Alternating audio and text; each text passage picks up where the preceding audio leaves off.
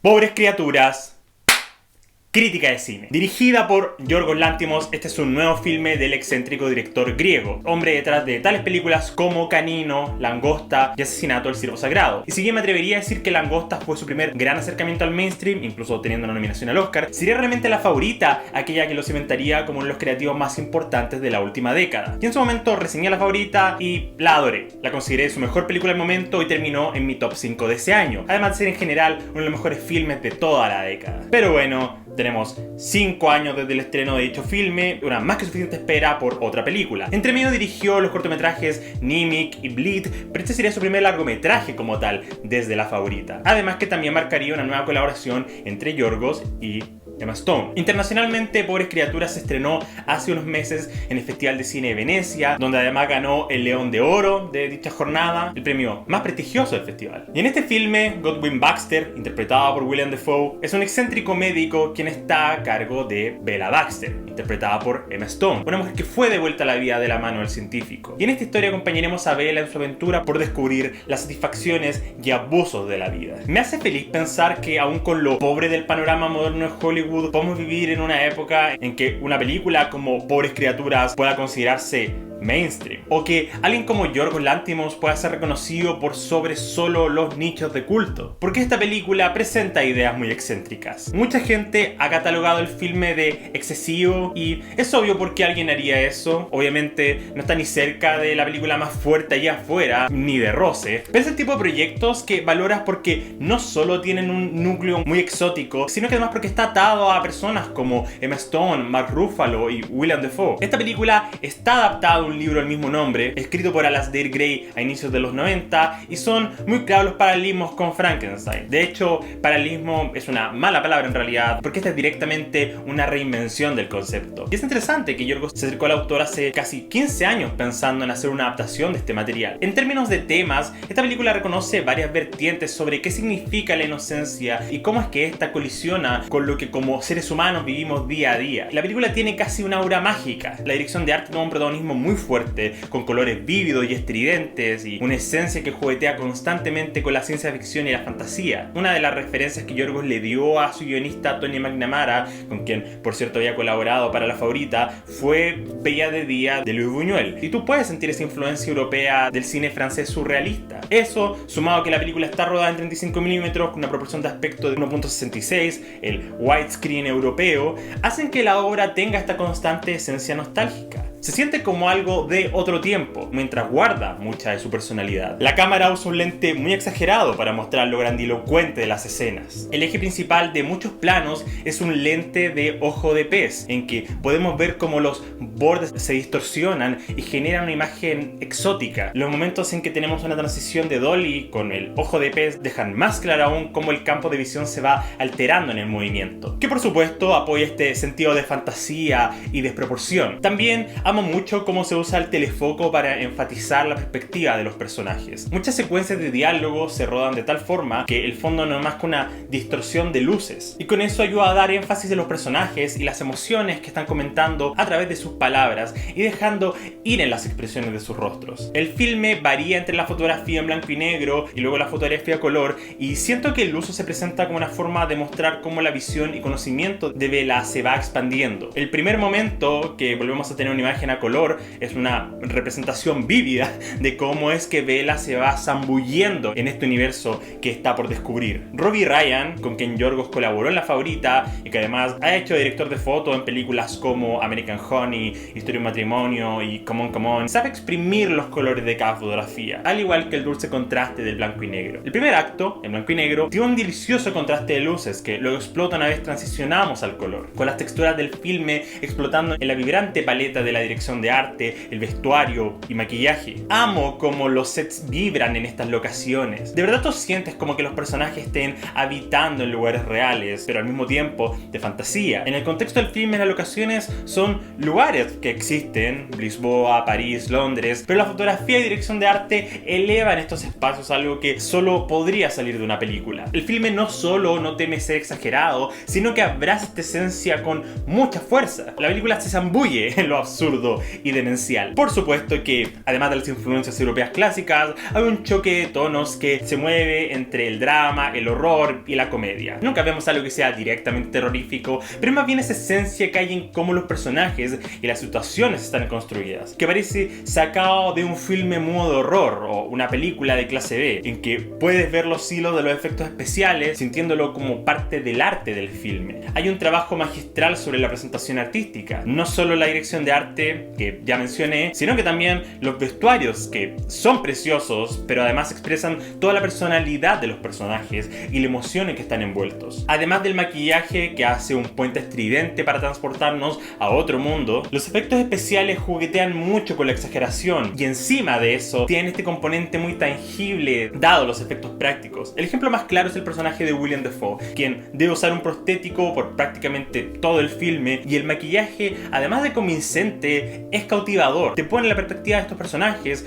cómo viven y cómo se ven entre ellos. Y la música, Dios mío. Esta es la primera vez que Yorgos trabaja directamente con un compositor, dado que en películas pasadas se había apoyado exclusivamente en música existente y vaya que da frutas. Jerskin Frendix crea una de las piezas artísticas más cautivadoras que haya visto en un filme en 2023. Es curioso que esté más relacionado con la escena inglesa de grupos de rock como Black Midi y Black Country New Road, y es que siendo esta su primera banda sonora en un filme, da un completo patatazo. Las armonías acompañan el tono incómodo del filme con mucha gracia y exageración. Elevan las escenas a armonías incoherentes y destructivas, como si quisieran rasgar tu piel con sus cuerdas. Me encanta cómo abrazan esta historia en juegos de cuerdas que te hacen sentir tanto como en una comedia, una pieza de época y una obra de horror. La música entiende perfectamente la película en que está. Ahora, obviamente un punto alto muy fuerte es su elenco. El filme tiene un elenco comprimido de muchas estrellas.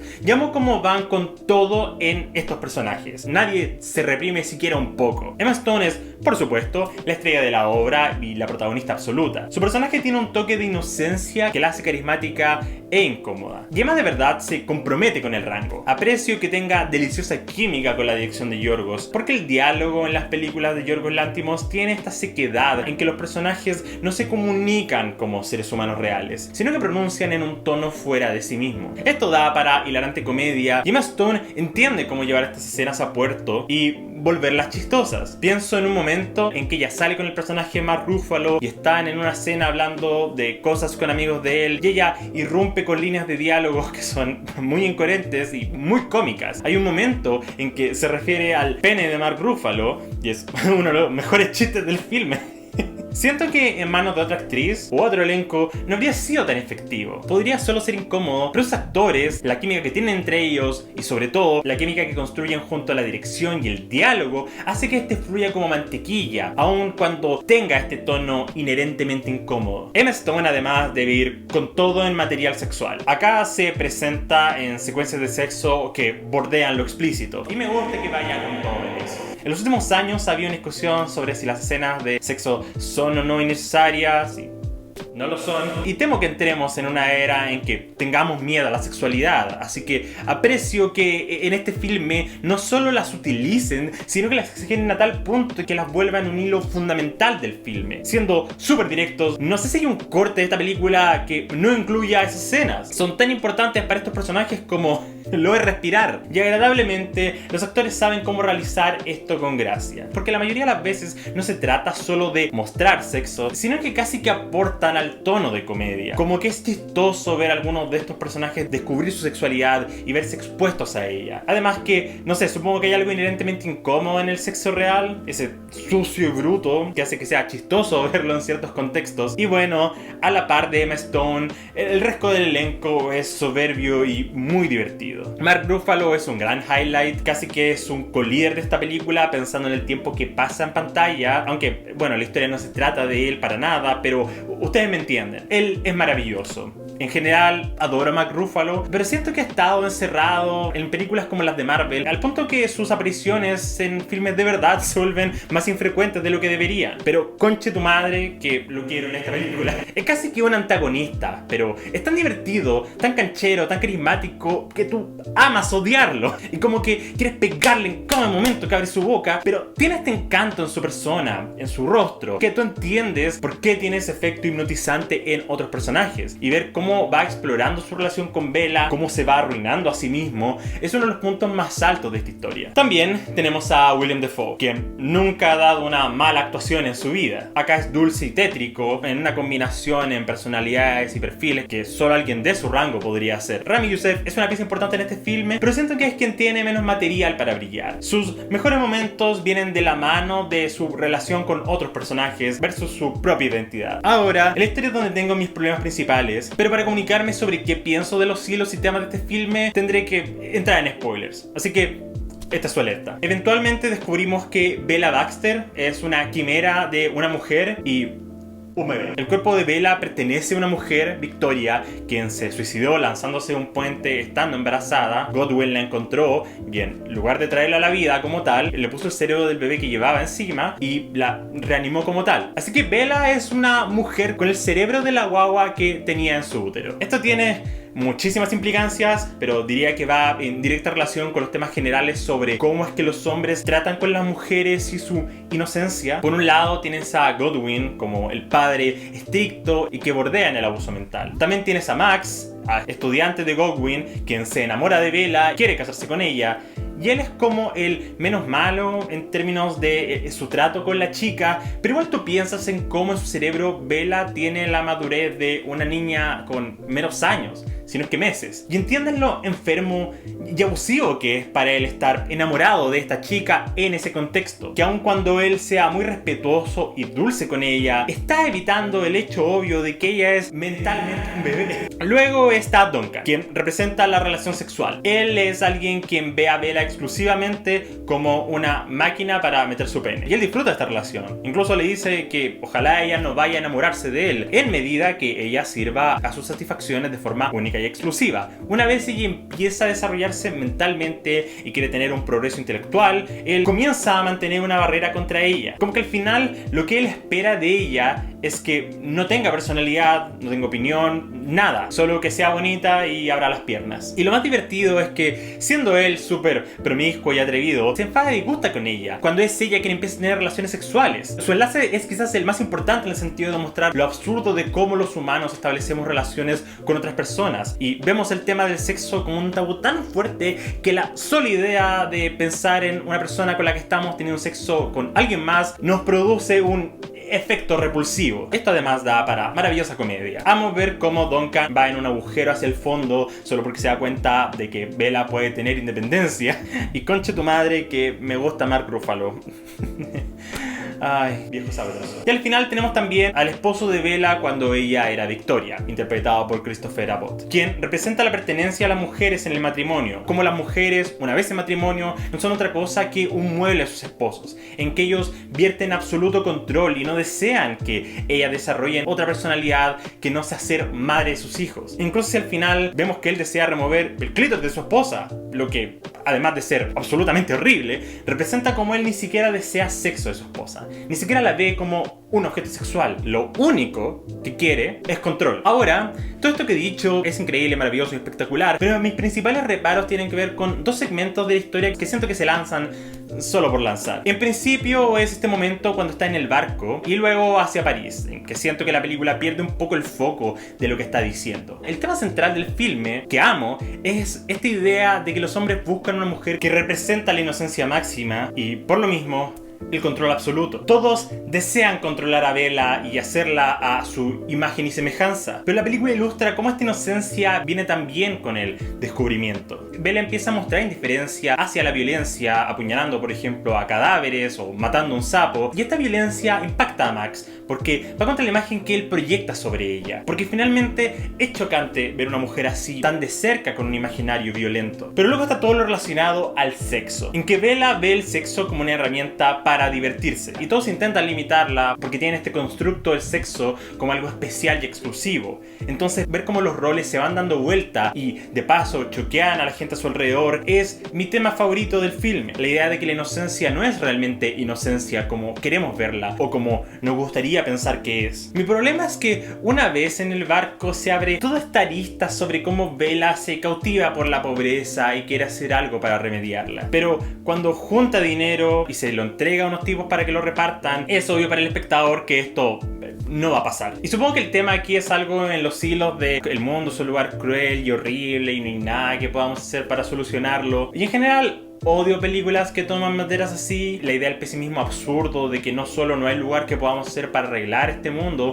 sino que además somos estúpidos si lo intentamos. Este es uno de los motivos por el que nunca me ha gustado mucho el cine de Lars von Trier. Y miren, no estoy diciendo que una película necesite ser 100% optimista todo el tiempo, o que no haya lugar para pesimismo o tristeza en un filme, por la chucha Darren Aronofsky, que es uno de mis directores favoritos. Es solo que siento que en el contexto de esta película parece una vertiente tan extraña a la que ir, porque no va a ningún lado. No se desarrolla de ninguna forma. Decir, el mundo es cruel y chao, no creo que sea un análisis interesante de la vida o el mundo. Todo lo contrario, es barato y torpe. No sería tanto un problema para mí si no fuera porque es un segmento relativamente largo en un filme que dura casi 2 horas y media y luego lo sigue toda la secuencia en París en que Bella se convierte en una prostituta. Y acá, de nuevo, siento que la escritura no sabe qué quiere decir de verdad con estas cosas. Da la impresión por un momento de que Bella va a mostrar cómo el comercio sexual no solo está bien, sino que de hecho es súper beneficioso cuando se le mira en su visión lógica de la vida. Y miren, no voy a ponerme a discutir sobre abolicionismo en una crítica de cine, pero siento que la película no tiene una verdadera opinión sobre el trabajo sexual, porque por un lado es bueno, porque las mujeres deberían estar empoderadas sobre su cuerpo y si quieren ganar dinero por sexo, entonces bacán, pero también termina eventualmente en esta idea de que el trabajo sexual es humillante y abusivo. Y de nuevo, cualquiera de estas dos cosas quiere decir bacán, pero no pareciera estar decidido para nada sobre qué es lo que quiere decir sobre estos temas para incluirlos en el filme. No digo que sean conceptos terribles, no son ni siquiera malos, pero siento que en un filme que hasta esos momentos estaba ilustrando una deconstrucción súper fascinante sobre múltiples temas, de repente choca con tópicos de pobreza y trabajo sexual y no parece tener ninguna postura interesante para deconstruir y suena, de nuevo, un poco torpe. Sin contar que además está este último tema que tiene el peor chiste, a mi parecer, de toda la película, un momento en que Bella ofrece la idea de que las prostitutas sean quienes elijan a las personas que vayan a la casa comprando servicios, y Toinette la apoya, una de sus amigas, y la jefa le dice a nuestros tipos, te puedes acostar con ella gratis, a lo que Toinette pone una cara muy incómoda. Y pienso, el chiste acá es que esta chica va a tener sexo contra su voluntad. Yo creo que es un momento algo burdo, más aún pensando que Yorgos y McNamara ya habían incluido chistes de violencia sexual en La Favorita, y ahí funcionaban bien, porque el fondo el chiste no era que la violencia sexual fuera divertida, sino más bien el contexto de la situación. Estaban hablando por encima del tema mismo. No es algo que quiebre la película para nada. De hecho, muchos probablemente creen que estoy exagerando o siquiera hablando de estos temas, pero a mi parecer suma cuando yo creo que toda la tangente que la película está incluyendo no es la más interesante del mundo. Siento en el fondo de mi corazón que podría estar analizando y comentando los temas de este filme todo el día, pero en el fondo creo de verdad que Pobres Criaturas es una obra espectacular, técnicamente magistral, con una impresionante dirección y anonadantes actuaciones. Es una historia que analiza la relación que tiene este mundo con la inocencia y el control de las mujeres, aun cuando sí creo que incluye algunos tópicos que termina abordando de forma burda. Esta es una película sacada a otro tiempo, con despampanantes colores, dirección de arte y básicamente cada edición técnica que podría esperar de alguien que entiende la extravagancia de la fantasía, la ciencia ficción, la comedia y el horror. Una ensalada de géneros que no debería, pero logra ser una pieza que es por mayor parte consistente, divertida y cautivadora. Este filme es, de nuevo, una muestra de que Yorgos Lanthimos es uno de los mejores directores trabajando actualmente, con un delicioso gusto por la excentricidad y lo absurdo, y alguien cuya filmografía estaré atento por el resto de mi vida. Pobres Criaturas es un potente 8 de 10. Díganme, ¿cuál es su película favorita de Yorgos Lanthimos? Yo creo que todavía la mía sigue siendo la favorita. Y luego probablemente Canino y Pobres Criaturas caería en tercer lugar, me parece. Pueden hacernos en los comentarios y si les gusta este video no olviden dejar su me gusta, compartir, seguir en redes sociales y por supuesto suscribirse a Baja Frecuencia. Espero que tengan una buena noche, una ver, directa semana. ¡Chao!